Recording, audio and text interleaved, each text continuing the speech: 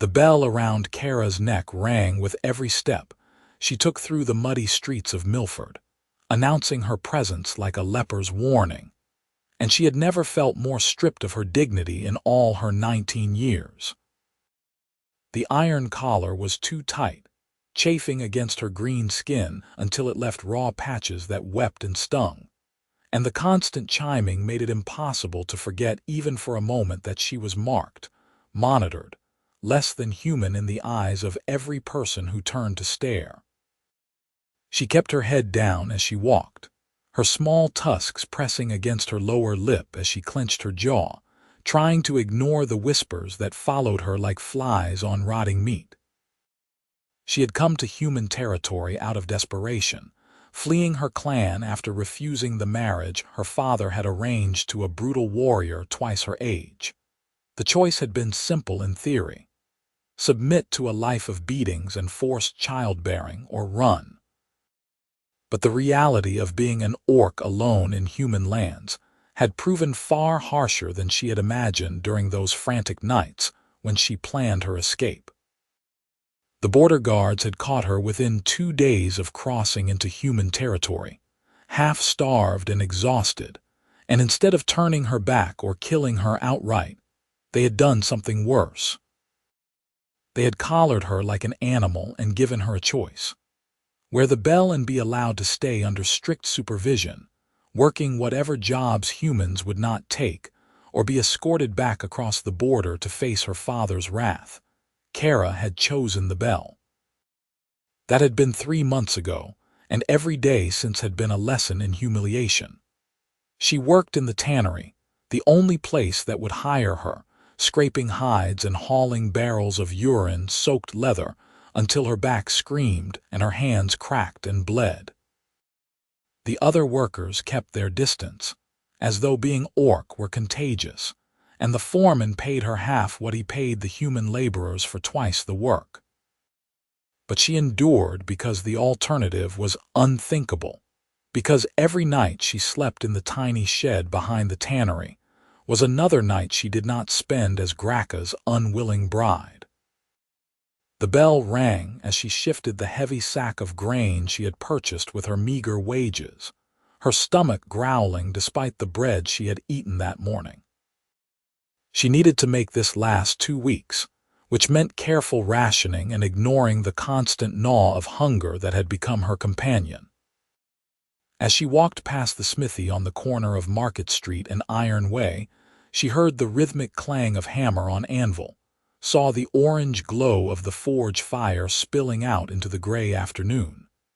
She had passed this place countless times but had never stopped, never dared to enter. Blacksmiths were respected craftsmen, and she was just an orc with a bell. But today, the strap holding the sack broke, spilling grain across the muddy street, and Kerra felt something inside her crack along with it. She dropped to her knees, frantically trying to scoop the precious food back into the torn fabric, her bell jangling frantically with her movements, drawing stares and a few mocking laughs from passers-by. Tears of frustration burned behind her eyes, but she refused to let them fall, refused to give these people the satisfaction of seeing her break. "Need some help." The voice was deep but gentle, and when Kerra looked up, she found herself staring at a human man who had emerged from the smithy. He was tall and broad-shouldered, with dark hair tied back from his face and arms roped with muscle from years of working the forge. His eyes were a warm brown, and unlike everyone else on the street, he was not looking at her with disgust or fear. He was just looking at her like she was a person who needed help. "I can manage," Kerra said, her voice rougher than she intended. The last thing she needed was charity from a human, no matter how kind his eyes seemed. "Looks like your sack is torn pretty bad," the man said, crouching down beside her despite her refusal. He began helping her gather the scattered grain, his large hands moving efficiently. "I have some canvas inside that might work better. Come on, let's get this off the street before it all turns to mud." Kerra wanted to refuse, wanted to maintain her pride and independence, but practicality won out. She followed him into the smithy, her bell announcing her entrance, the sack clutched against her chest. The interior was warm from the forge fire, tools hanging neatly on the walls, the air thick with the smell of hot metal and coal smoke. The man gestured for her to set the torn sack on a workbench while he rummaged through a storage area. "I'm Landon Remmer," he said as he worked, pulling out a sturdy piece of canvas. "I own this smithy." "Kerra," she replied, then added nothing else. She had learned not to offer more information than necessary. Landon began transferring her grain into the canvas, fashioning it into a makeshift bag with quick, practiced movements. His hands were scarred and calloused from years of forge work, but they moved with surprising gentleness. Kerra watched him work, trying to understand his angle, waiting for the demand for payment or the proposition she had learned to expect from human men who showed her any kindness. But Landon simply finished the bag, tied it securely, and handed it back to her. "There you go," he said. "Should hold better than that old sack." Kerra took the bag, her fingers brushing against his for just a moment, and she felt a jolt of something she could not name. "I cannot pay you," she said bluntly, because she had learned that honesty was safer than letting debts accumulate. "Did not ask you to," Landon said with a slight smile. "It was just some scrap canvas." Kerra stared at him, trying to understand. In her experience, nothing was free, especially not kindness. "Why?" she asked.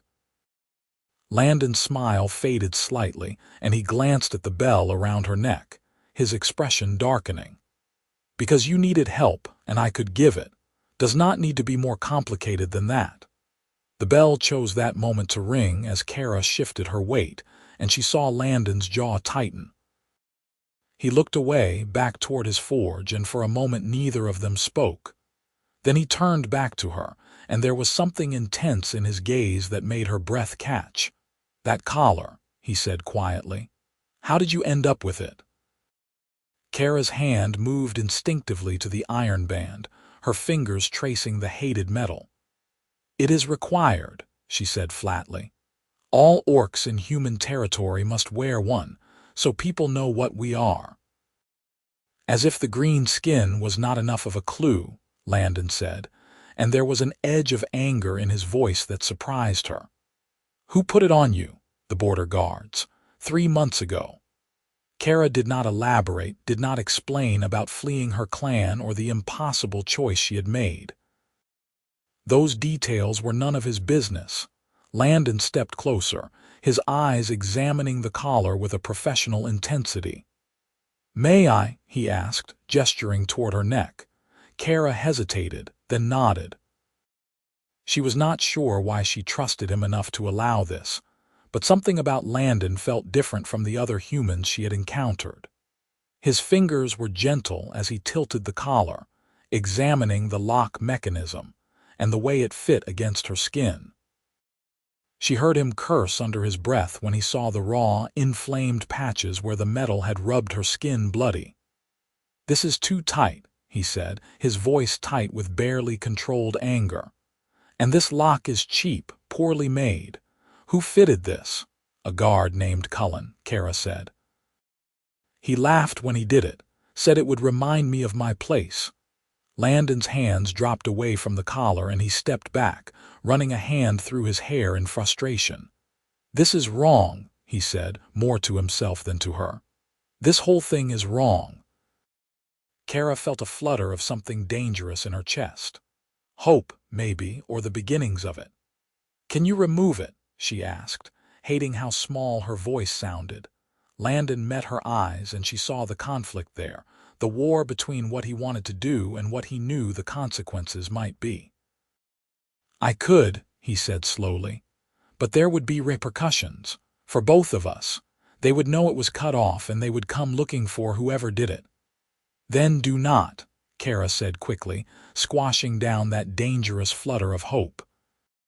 She had survived this long by being realistic, by not expecting miracles. I should not have asked. She turned to leave, clutching her bag of grain, but Landon's voice stopped her. Wait, he said.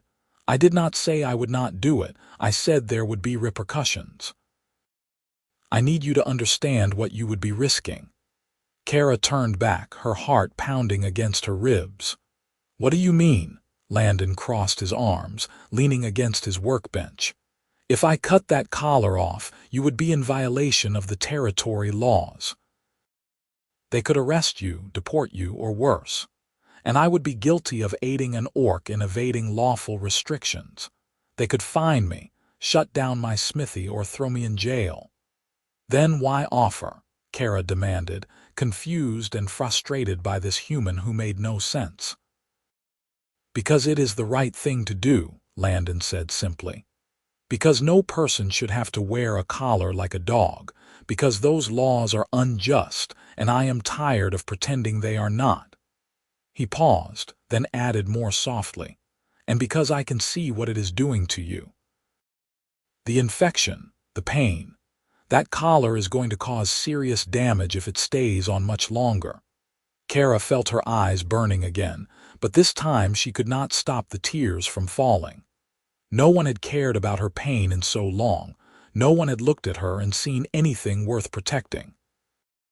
She wiped at her face angrily, ashamed of her weakness, but Landon did not mock her. He just waited, patient and steady as stone. What would I do if you removed it? She asked, forcing herself to think practically. Where would I go? I have no money, no friends here. They would find me within a day. Landon was quiet for a long moment, clearly thinking through the problem. Then he said, There is a cabin about 5 miles north of here on the edge of the Thornwood Forest. It belonged to my uncle, but he died last winter. It has been sitting empty since then. You could stay there, at least until we figure out a better plan. We, Kerra echoed, latching onto that word. I would help you, Landon said. Bring you supplies, check in on you, make sure you are safe. Why would you do that? Kerra asked, still unable to fully trust this unexpected kindness. You do not know me, I am orc. Your people hate my people. Not all of us, Landon said quietly. He moved to the forge, checking the fire, giving himself something to do with his hands. My father was a soldier. He fought in the border wars when I was young. He came back different, harder. He used to tell stories about the orcs he had killed, like they were trophies instead of people. He paused, his jaw working. I did not understand it then, but as I got older, I started questioning everything he had taught me. I met orcs who were kind, others who were cruel, just like humans. I realized that hating someone because of their race was just fear dressed up as righteousness. Kerra listened to his words, heard the sincerity in them, and felt some of her defenses begin to crumble. Your offer is generous, she said carefully, but I need to think about it. This is not a small decision. Of course, Landon said, turning back to face her. Take all the time you need. But please, at least let me treat those wounds on your neck. I have salve that will help with the infection. Kerra nodded, and Landon disappeared into a back room, returning with a small clay pot. He dipped his fingers into the salve and very gently applied it to the raw patches on her neck, working around the collar as best he could. His touch was careful and respectful, and Kerra found herself relaxing despite herself. When was the last time anyone had touched her with gentleness? She could not remember. Come back tomorrow, Landon said when he finished. You do not have to decide about the collar yet. Just come back and we can talk more. Kerra agreed, though she was not sure why. As she left the smithy and made her way back to her shed, the bell ringing with every step, she found herself thinking about Landon Remmer and his kind brown eyes, his strong hands, his offer of help with no obvious strings attached. It seemed too good to be true, and Kerra had learned that things that seemed too good to be true usually were. But the next day, despite her reservations, she found herself walking back to the smithy. Landon greeted her with a smile and offered her fresh bread and cheese, which she accepted because she was tired of being hungry all the time. They sat in his workshop and talked, really talked, about everything and nothing. He told her about learning the blacksmith trade from his uncle, about the satisfaction of creating something useful with his own hands. She told him about growing up in the orc clans, about the strict hierarchies and the constant pressure to prove her strength, about the poetry and music that her people created, but that humans never seemed to acknowledge. The visits became a routine. Every day after her shift at the tannery, Kerra would stop by the smithy. Sometimes Landon would be in the middle of a project and she would simply watch him work, mesmerized by the way he shaped raw metal into tools and hardware. Other times they would talk for hours, sharing stories about their lives, their fears, their hopes. Landon never pressured her about the collar, never demanded that she make a decision, and gradually Kerra began to trust that his kindness was genuine. It was during the 4th week of their friendship that things shifted. Kerra arrived at the smithy to find Landon finishing up a commission, a set of decorative hinges for someone's gate. She watched as he quenched the hot metal in water, steam hissing up in a cloud, and when he turned to her, there was soot smudged across his cheek, and his shirt was damp with sweat. He looked tired but happy, and Kerra felt something warm unfurl in her chest, something that had nothing to do with the heat of the forge. "You work too hard," she said, and was surprised by how much she meant it, how much she cared about this human man and his well-being. "Look who is talking," Landon replied with a grin. "You are at the tannery 10 hours a day doing work that would break most men." "Most human men," Kerra corrected, allowing herself a small smile. "Orcs are stronger." "Is that so?" Landon challenged, moving closer. "Care to prove it?" Before Kerra could respond, he had grabbed an iron bar and offered it to her. "Bend it," he said. Kerra took the bar, feeling the weight of it, the coolness of the metal against her palms. She met Landon's eyes, saw the playful challenge there, and could not resist. She gripped the bar firmly and began to apply pressure, her muscles flexing. The metal resisted at first, but gradually it began to bend, curving under her strength. When she had bent it into a significant arc, she handed it back to Landon with a triumphant expression. "Impressive," Landon admitted, examining the bent bar. "Very impressive, though now I am going to have to straighten this before I can use it." "Then you should not have challenged me," Kerra said, and they both laughed. The laughter faded into a comfortable silence, but something had changed in the air between them. Landon was looking at her differently, his gaze lingering on her face, and Kerra felt suddenly self-conscious. She was not pretty by human standards, she knew that. Her skin was too green, her features too strong, her tusks marking her as other. But the way Landon was looking at her made her feel like maybe, to him at least, she was something worth seeing. "Kerra," he said softly, and her name in his voice sounded like a prayer. "I have been thinking about what I said about removing your collar. I want to do it, if you will let me." Kerra's breath caught. "Landon, the risks." "I do not care about the risks," he interrupted, stepping closer. "I care about you. I care about the fact that you are in pain every day, that you are treated like property instead of a person. I have the skill to free you from that, and I want to use it. But your smithy, your livelihood, will still be here," Landon said firmly. "I am good at what I do. Even if they find me, I will recover. But if I do nothing and something happens to you because of that collar, I will never forgive myself." Kerra stared at him, overwhelmed by the depth of his conviction, the way he was willing to risk everything for her. No one had ever fought for her before, not like this. In her clan, strength was respected, but compassion was seen as weakness. But Landon was strong and compassionate, and it made him unlike anyone she had ever known. "When?" she whispered. "Now, if you are ready," Landon said. or we can wait. It is your choice. Kerra thought about the cabin in the woods, about freedom from the constant ringing of the bell, about a chance to live without the collar marking her as less than human. She thought about the risks, about what failure would mean. But mostly she thought about Landon and the way he looked at her, and she realized that somewhere along the way she had started to fall in love with this blacksmith who saw her as worth saving. "Now," she said. "Do it now." Landon nodded and gestured for her to sit on a stool near his workbench. He gathered his tools, a thin chisel, a hammer, a small file, and approached her with careful reverence. "This might be uncomfortable," he warned. "I need to work the chisel into the lock mechanism without hurting you. It will take some time." "I trust you," Kerra said, and meant it completely. Landon began to work, his movements slow and deliberate.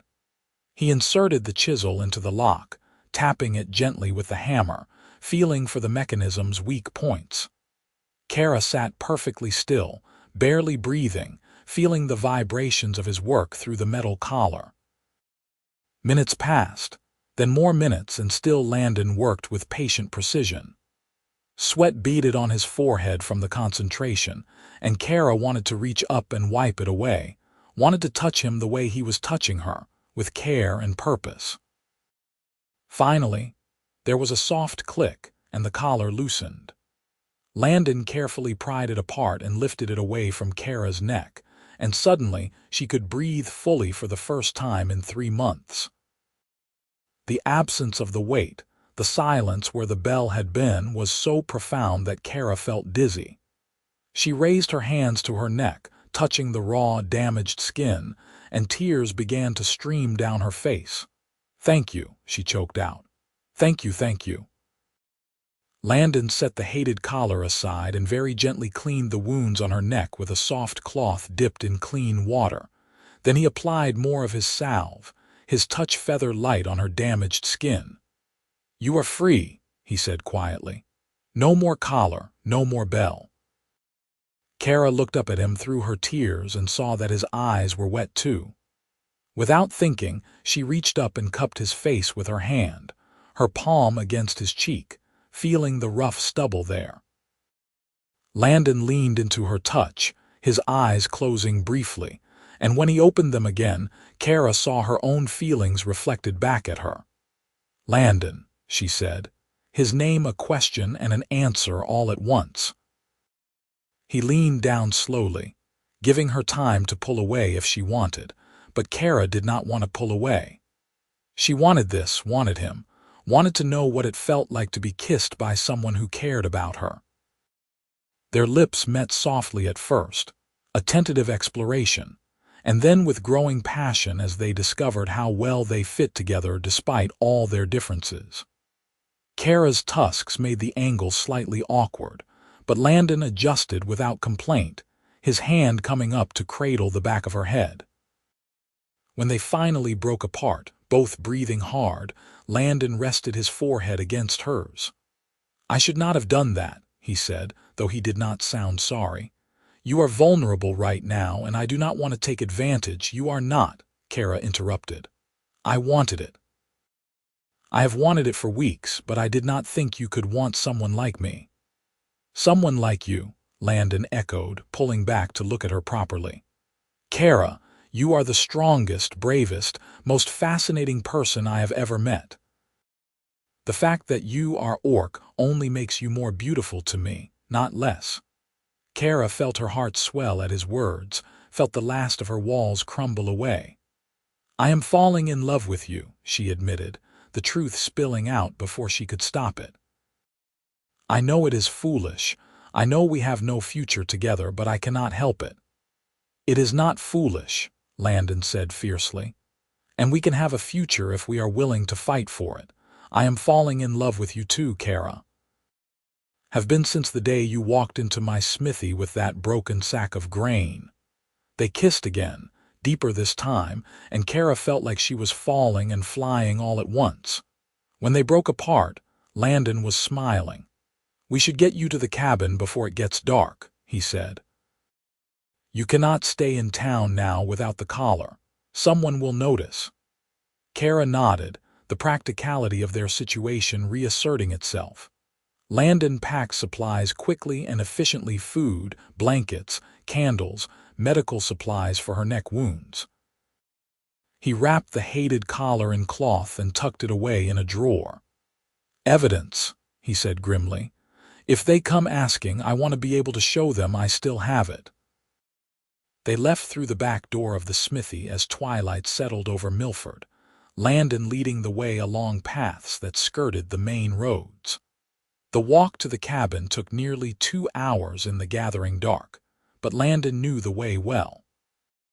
When they finally arrived, he unlocked the door and lit a lantern, revealing a small but well-built structure with a stone fireplace, a sturdy bed frame, a table and chairs, and shelves stocked with basic supplies.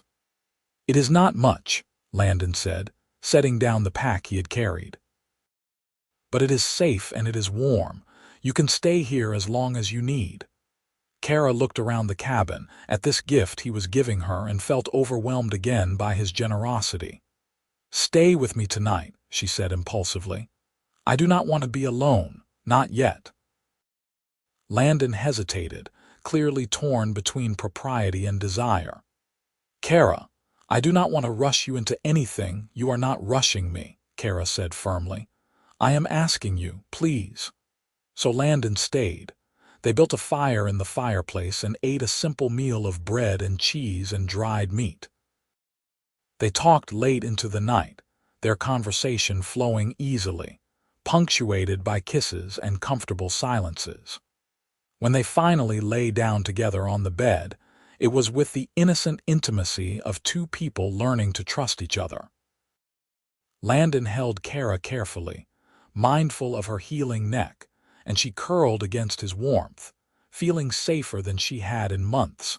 The next morning, Landon left early to return to his smithy before anyone noticed his absence. He promised to come back in a few days with more supplies and to check on her healing.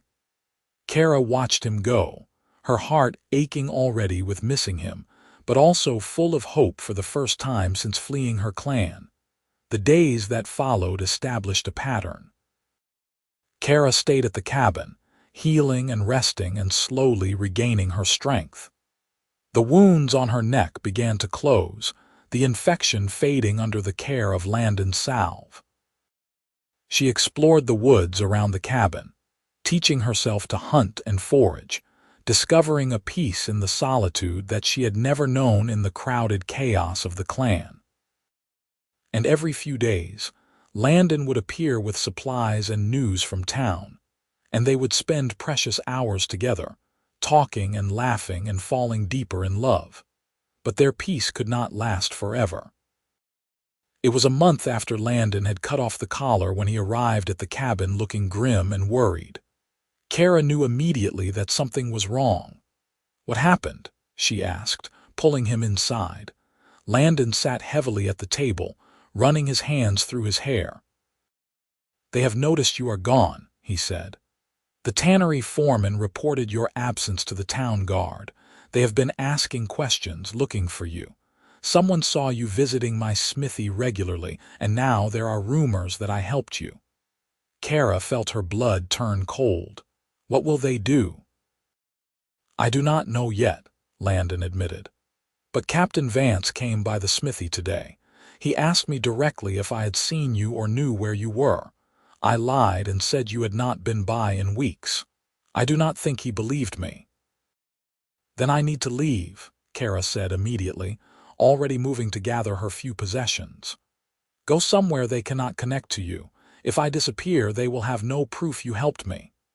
"No," Landon said sharply, standing and catching her hand. "I am not letting you run alone with no plan and no protection. We will figure this out together." "There is no together," Kerra said, though the words tasted bitter. "You are human and I am orc. The law is not on our side. If they find out what you did, they could destroy you." "Then let them try," Landon said stubbornly. "I am not abandoning you, Kerra. I love you. Do you understand that? I love you and I am not letting you face this alone.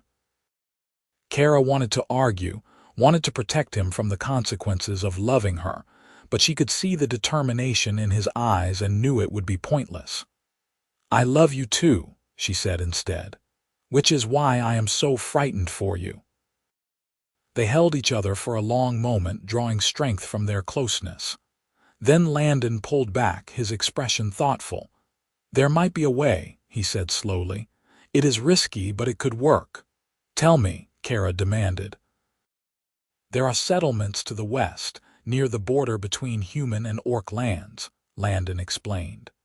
Mixed communities where the laws are less strict, where humans and orcs live and work together. It is frontier territory, rough and dangerous, but also freer. We could go there, start over. I could set up a new smithy, and you would not need to wear a collar or hide who you are. Kerra's mind raced, considering the possibility. That would mean leaving everything you have built here, she said. Your smithy, your home, your reputation. I would be taking the most important thing with me, Landon said, touching her face gently. Everything else can be rebuilt. When would we leave? Kerra asked, her heart pounding with a mixture of fear and excitement. Soon, Landon said. Within the week before they decide to arrest me. I will sell what I can quietly, pack up my essential tools, and we will head west. It was a wild plan, impulsive and dangerous, but Kerra could not think of a better alternative. The idea of a place where she and Landon could be together openly, without fear or shame, was intoxicating. Yes, she said, let us do it. The next few days were a flurry of careful preparation. Landon sold his smithy building to another craftsman in town, claiming he wanted to try his luck in the Western Territories. He packed his best tools and equipment, along with enough supplies for the journey. Kerra stayed at the cabin, out of sight, preparing her own meager belongings and trying not to think about all the ways their plan could go wrong. It was the night before they were set to leave when disaster struck. Kerra was at the cabin alone, Landon having stayed in town to finalize the sale of his property, when she heard horses outside. She moved to the window and saw torches, saw the town guard forming a perimeter around the cabin. Her heart sank as she recognized Captain Vance at the head of the group. Kerra of the Ironclaw clan, Vance called out, his voice carrying through the night. We know you are in there. Come out peacefully and you will not be harmed. Kerra considered her options. She could fight, could try to break through the perimeter, but she would likely be captured or killed. She could hide and hope they would leave, but they clearly knew she was here. Or she could surrender and face whatever punishment they had planned, hoping it would keep Landon out of trouble. She chose surrender. Kerra opened the cabin door and stepped out into the torchlight, her hands raised to show she was unarmed. Vance's eyes gleamed with satisfaction as he saw her, saw the healed scars on her neck where the collar had been. Well, he said. The little orc thought she could slip her collar and hide away like a wild animal. Where is it then? Where is the collar? I do not know, Kerra lied. It fell off weeks ago. The lock was poorly made. Vance laughed, a harsh sound. Locks do not just fall off. Someone cut it off for you. And I have a good idea who. He gestured to his men. Bind her. We are taking her back to town for questioning. Rough hands grabbed Kerra, pulling her arms behind her back and tying her wrists with coarse rope. They found a new collar, heavier and tighter than the first, and locked it around her neck. The weight of it made her want to scream, but she kept her face impassive, refusing to give them the satisfaction of seeing her break.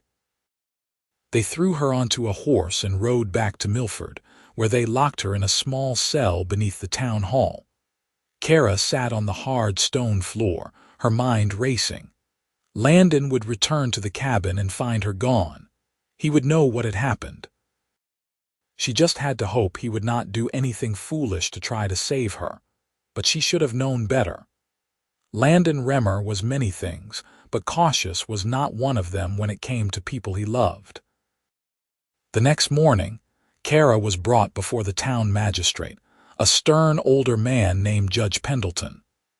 The hearing room was packed with curious onlookers, humans who had come to see the orc who had dared to defy their laws. Kerra stood in chains before the judge's bench, her head held high despite her fear. "Kerra of the Ironclaw clan," Judge Pendleton began, reading from a document. "You are charged with evading lawful restrictions placed upon your person, destruction of municipal property, and residing illegally in human territory without proper documentation. How do you plead?"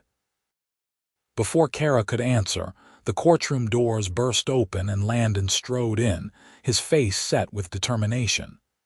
"She pleads not guilty," he declared, "because the charges are unjust." The room erupted in shocked whispers. Judge Pendleton banged his gavel for order.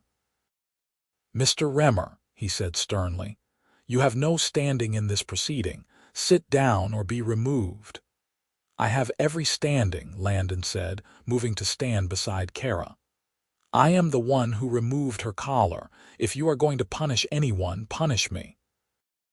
The whispers grew louder and Kerra felt her heart clench with love and terror. "Landon, no," she whispered urgently. "What are you doing?" "The right thing," he said quietly, then louder, addressing the judge. "That collar was causing serious medical harm. The infection was spreading and could have killed her if left untreated. I removed it as an act of mercy, not defiance." "The law does not care about your motivations," Judge Pendleton said coldly. "The law is clear. All orcs in human territory must wear identification collars. The penalty for removing one without authorization is a fine of 50 gold pieces and 6 months' imprisonment." "Then I will pay the fine and serve the time," Landon said steadily. "But Kerra should be released. She committed no crime except trying to survive." "The orc is not your concern," Vance interjected from his position near the door. "She will be deported back to orc lands and banned from ever returning to human territory." Kerra felt despair wash over her. Deportation meant being returned to her father, to Gracca, to the life she had fled. It meant never seeing Landon again.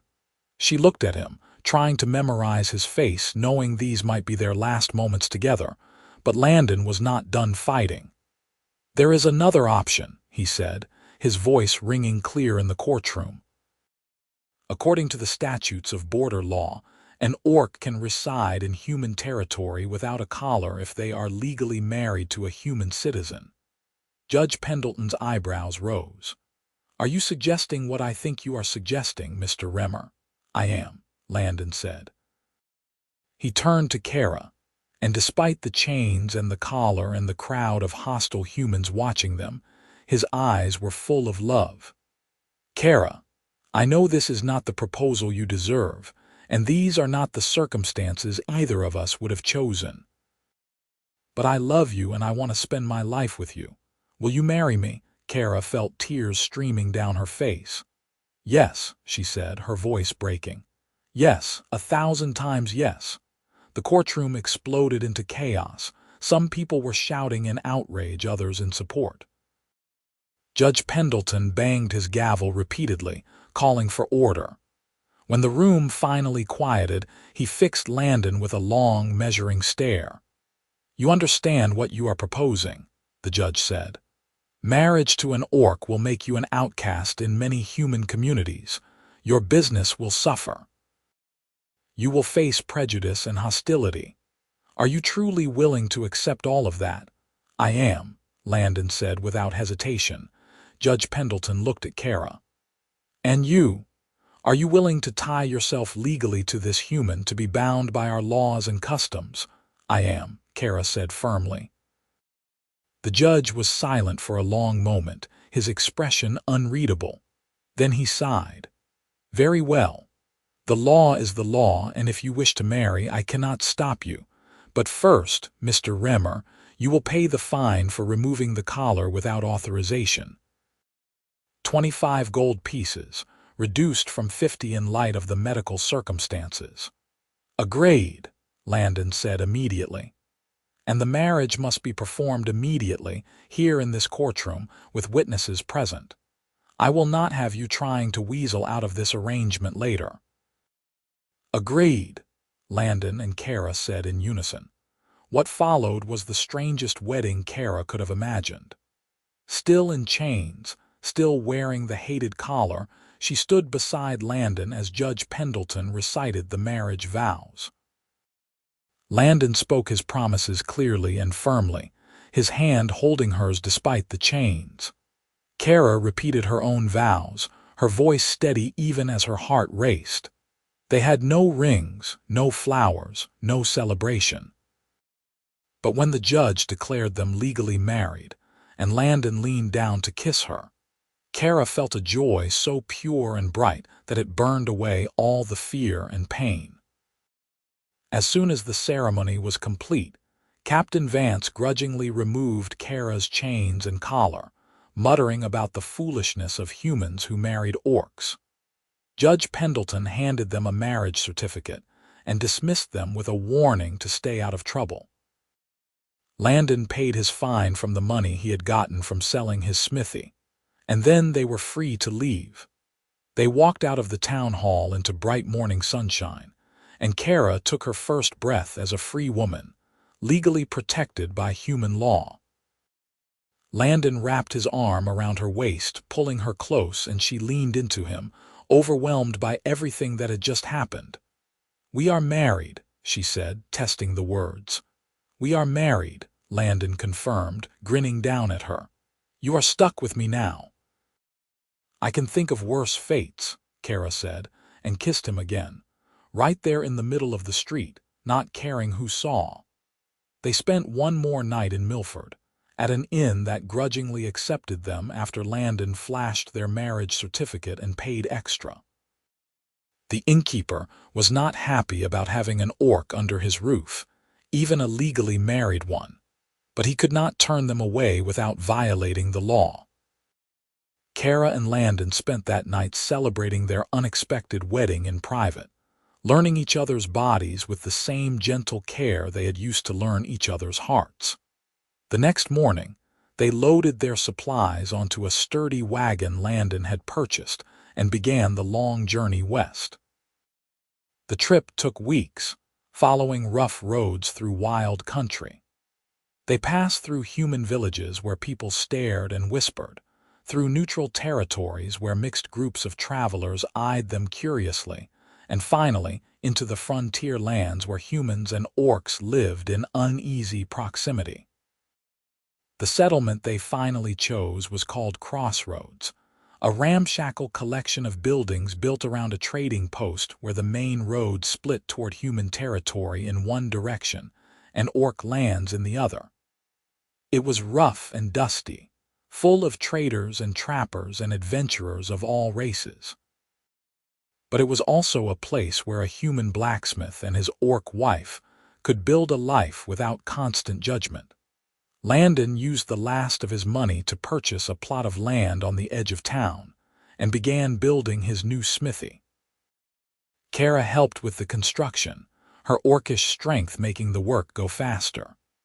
The locals watched them with curiosity but generally left them alone, too busy with their own struggles to worry much about one more mixed couple.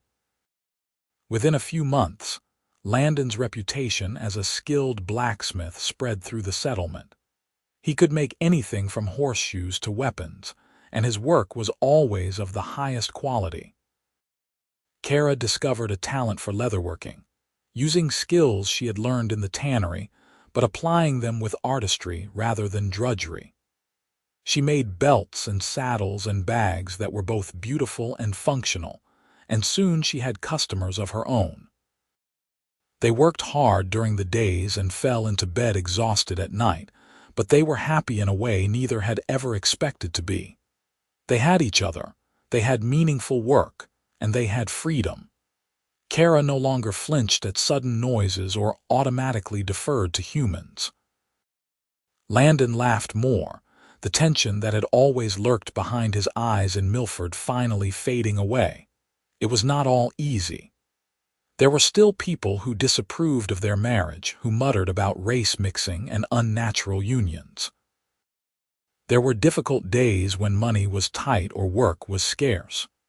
There were moments when Kerra missed aspects of orcish culture, the songs and stories of her people, and Landon could see the homesickness in her eyes even though she tried to hide it. But they faced everything together, and that made all the difference. The first winter in Crossroads was harsh, with heavy snows that blocked the roads for weeks at a time. Landon and Kerra huddled close to their forge fire, living on preserved food and telling each other stories to pass the long dark evenings. It was during one of those nights, with wind howling outside and snow piling against the windows, that Kerra told Landon she was pregnant. He stared at her for a long moment, his face cycling through surprise and joy and fear. "Are you sure?" he asked. "I am sure," Kerra said, placing her hand on her still flat belly. "I have missed 2 courses, and this morning I was sick. It is early yet, but I am certain." Landon pulled her into his arms, holding her tightly. "A baby," he breathed. "We are going to have a baby." "Are you happy?" Kerra asked, needing to hear him say it. "Happy does not even begin to cover it," Landon said, pulling back to look at her face. "I am terrified and excited and overwhelmed and so happy. You are giving me a family, Kerra. You are giving me everything I never knew I wanted." They spent the rest of that night planning and dreaming about their child, wondering whether they would have a son or daughter, what features they would inherit, what kind of person they would become. It was impossible to know what a half-human, half-orc child would look like, but Kerra did not care. The baby would be theirs, created from their love, and that was all that mattered. As winter melted into spring, Kerra's pregnancy became visible. She continued working as long as she could, but eventually the physical demands became too much, and she had to slow down. Landon took over more of the household tasks, cooking meals and doing laundry in addition to his smithy work. He treated Kerra like she was made of glass, constantly worried that she was overdoing it, until she finally snapped at him that she was pregnant, not dying, and he needed to let her do things for herself. They found an unlikely ally in their neighbor, an elderly human woman named Martha Stone, who had lived in Crossroads for decades. Martha had been watching them since they arrived, and one day she simply showed up at their door with a basket of vegetables and an offer to help with the birth when the time came. She had delivered dozens of babies over the years. She explained, both human and orc, and she knew what to expect. Kerra accepted gratefully, relieved to have experienced help.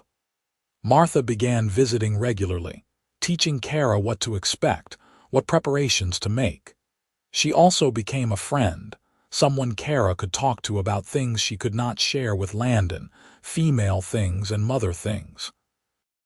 Through Martha, Kerra began to build connections with other women in Crossroads, and slowly she started to feel less like an outsider and more like part of a community. The baby came in late summer, on a hot afternoon when the air was thick and still. Kerra's labor was long and difficult, complicated by the fact that half-orc births were unpredictable.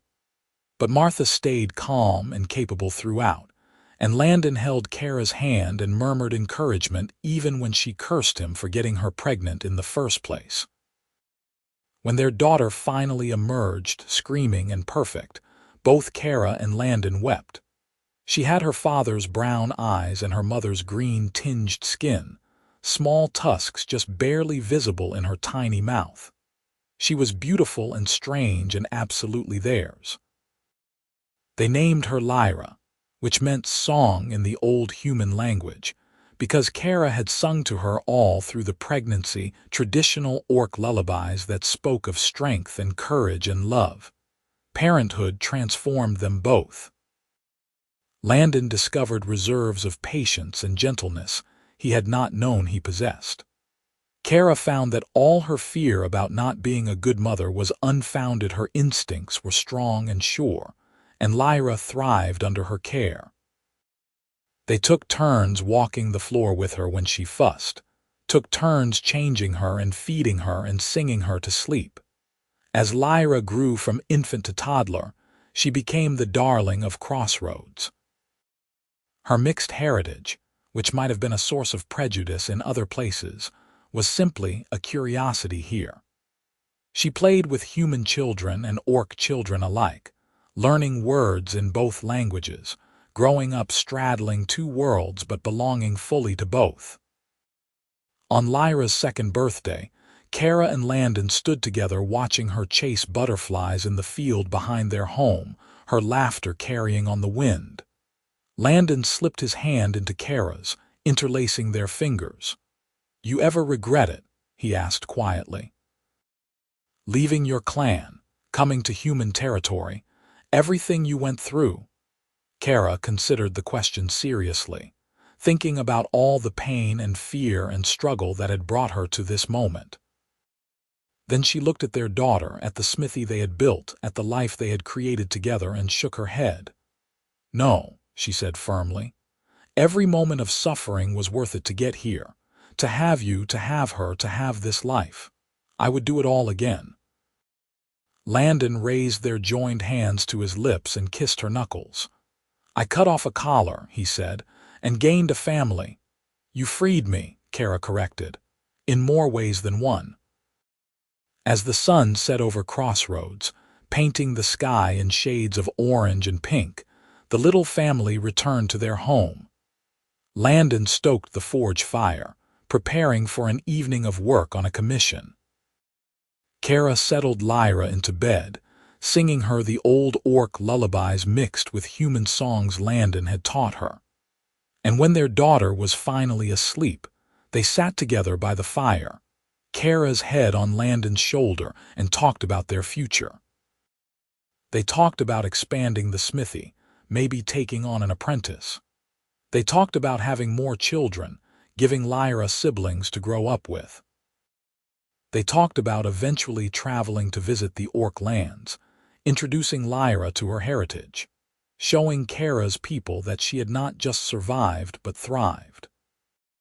But mostly they just existed together in the comfortable silence of two people who had fought for their love and won, who had built something real and lasting from the ashes of injustice and fear. The collar that had once marked Kerra as property sat in a box in the back of a storage shed, kept as a reminder of where they had come from but powerless to hurt them anymore. Years passed, and the smithy prospered. Landon's reputation spread far beyond Crossroads, and people came from all over the frontier to commission his work. Kerra's leatherworking became equally renowned, her designs incorporating both orcish and human artistic traditions in ways that were entirely unique. They hired help as the business grew, training apprentices and employing assistants who became like extended family. Lyra grew into a bright, confident child who moved easily between human and orc communities. She had her mother's strength and her father's creativity, and she showed early talent for both smithing and leatherwork. But more than that, she had a gift for bringing people together, for seeing past the superficial differences that divided races and finding the common humanity beneath.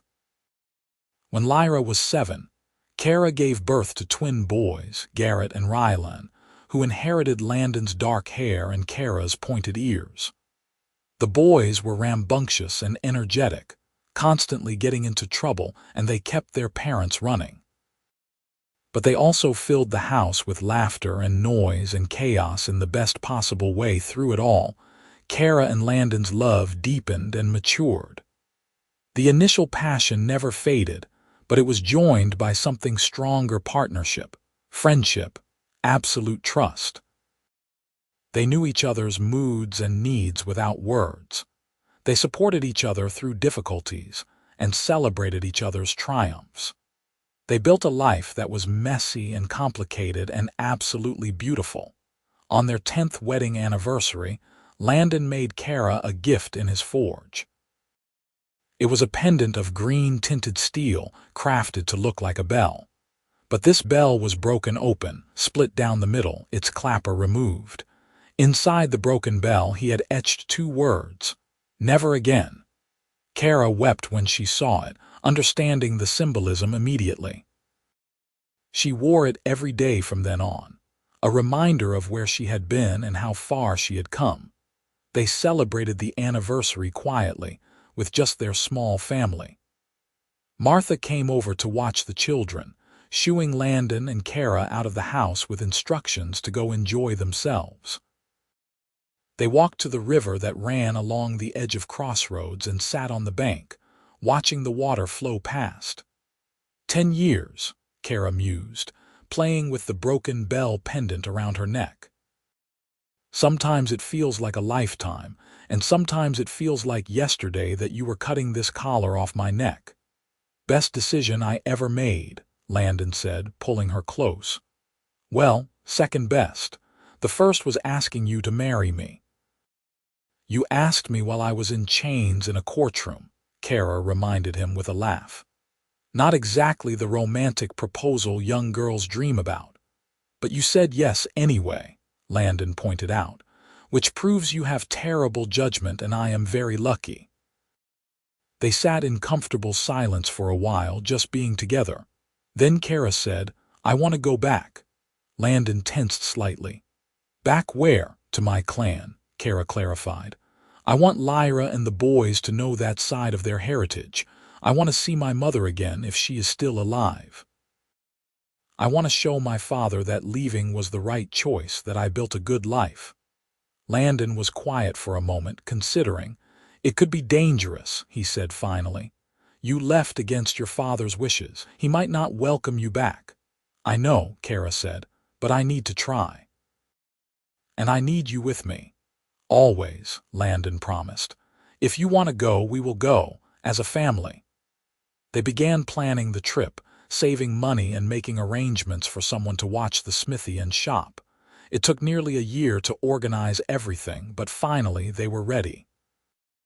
They loaded a wagon with supplies and gifts for Kerra's clan and set out eastward, retracing the path Kerra had taken so many years before when she fled.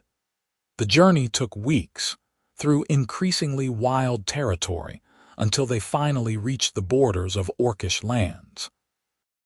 Kerra felt her heart pounding as familiar landmarks appeared: the Three Sisters Peaks, the Crimson River, the ancient stone markers that denoted clan boundaries. They were met by a hunting party from the Ironclaw clan, orcs who regarded the strange family group with suspicion. But when Kerra identified herself and they saw her tusks, her green skin, they recognized her. Word was sent ahead to the clan settlement, and they were escorted in under watchful guard.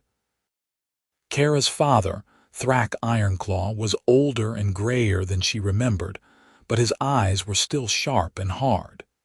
He stood in the center of the settlement as they arrived, surrounded by warriors, and for a long moment he and Kerra just stared at each other. You dare return, Thrak said finally, his voice like grinding stone, after the shame you brought to this clan. I return to show you that I made the right choice, Kerra said, her voice steady despite her fear. She gestured to Landon and their children.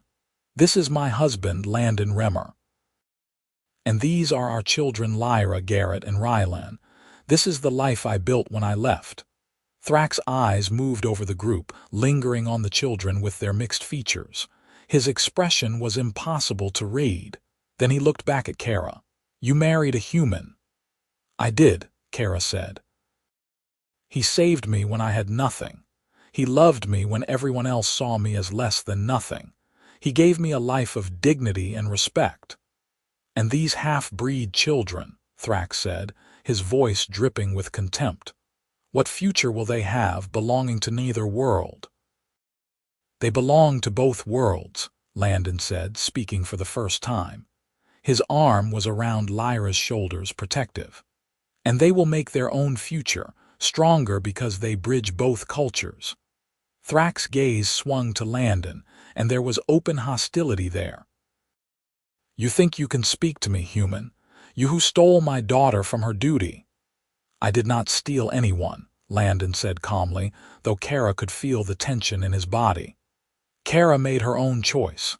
I just gave her the freedom to make it. The confrontation might have turned violent, but then an older female orc pushed through the crowd.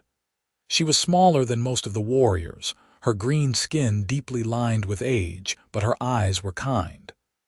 Kerra, she breathed, and Kerra felt tears spring to her eyes. Mother, she said, and suddenly she was moving, crossing the space between them and throwing herself into her mother's arms. Mera Ironclaw held her daughter tightly, stroking her hair and murmuring words of comfort and joy.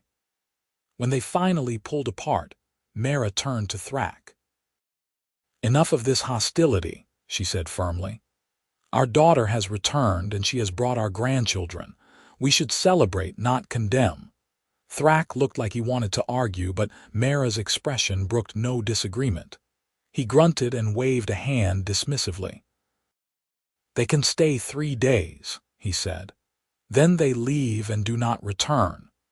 It was not the warm welcome Kerra had hoped for, but it was better than outright rejection. Over the next 3 days, she reconnected with her mother and younger siblings, introduced them to Landon and the children. Mera doted on her grandchildren, teaching them orcish songs and stories, marveling at how they switched easily between human and orcish languages.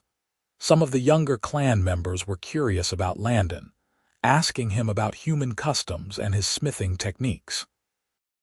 A few were openly hostile, but most were simply cautious, watching and waiting to see what kind of man he was. Landon bore it all with patient dignity, answering questions honestly and showing respect for orcish traditions even when they were foreign to him.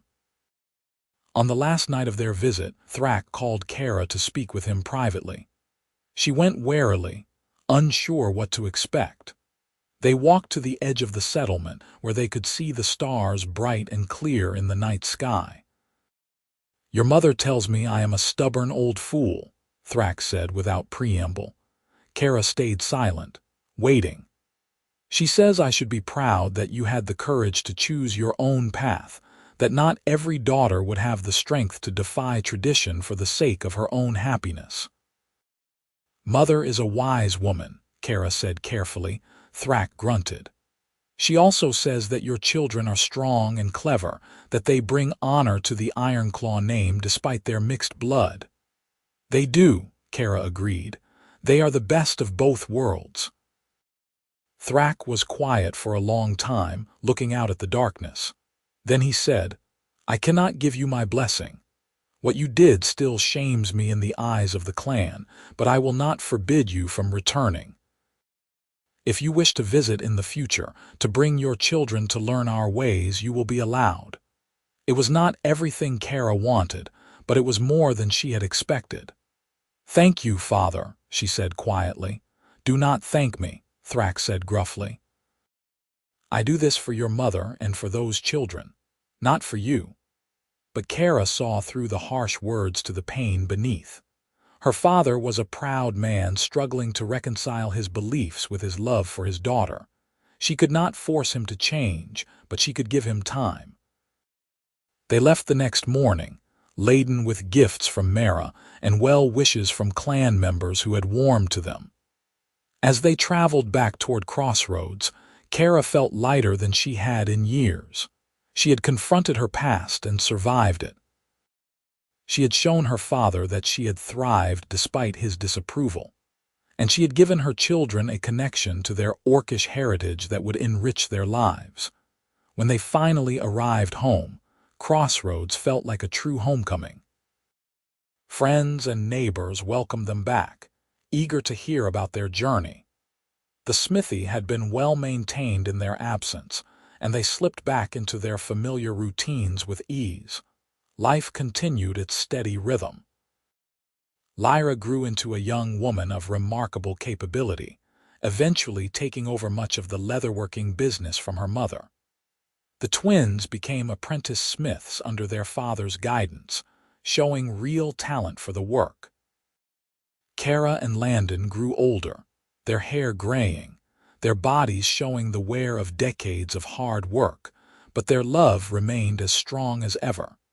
They made several more trips to visit the Ironclaw clan over the years. Thrak never fully softened, but he gradually became less hostile, especially after Mera passed away, and Kerra became one of his few remaining connections to his late wife. He even attended Lyra's wedding when she married a kind human man from Crossroads, standing stiff and uncomfortable but present. On their 25th anniversary, Kerra and Landon took a rare day away from work to revisit the spot where their cabin had stood, where Landon had first offered her shelter. The cabin itself was long gone, reclaimed by the forest, but they could still find the foundation stones. "Sometimes I think about that frightened girl with the bell around her neck," Kerra said, sitting on one of the old foundation stones. "She had no idea how her life was about to change." "She was brave," Landon said, sitting beside her. "Braver than she knew." "She was desperate," Kerra corrected. "There is a difference." "She was both," Landon said. "And she grew into an amazing woman who built a business, raised a family, and changed minds about what is possible between humans and orcs." Kerra leaned her head on his shoulder, the gesture as natural as breathing after all these years. "We did that together," she said. "We did," Landon agreed. "And I would not change a single moment of it." They sat in comfortable silence as the afternoon sun filtered through the trees, two people who had found each other against all odds and built something lasting and true. The collar that had once marked Kerra as less than human was nothing but a distant memory now. Its power broken the moment Landon had cut it free. In its place was a life of dignity, love, and purpose. A life that proved that courage and compassion could overcome prejudice and fear. A life that began the day a blacksmith looked at an orc girl with a bell and saw not a monster or a problem, but simply another person who needed help. And in helping her, he had found his own salvation, his own purpose, his own heart. As they walked back to Crossroads hand in hand, their steps matching naturally after decades together, Kerra touched the broken bell pendant at her throat and smiled. She was free in every way that mattered, and she had Landon to thank for it. But more than that, she had herself to thank for being brave enough to run, strong enough to survive, and open enough to accept love when it was offered. Together, they had built something beautiful from the wreckage of injustice, and their legacy would live on in their children and grandchildren, in the changed attitudes of their community, in the example they set of what was possible when people chose love over fear. The bell no longer rang with her steps, but in its silence was the sweet sound of freedom of choice, of a future limited only by imagination and hope. And that, Kerra thought as they reached the edge of town and saw their home in the distance, was worth every moment of struggle it had taken to get here.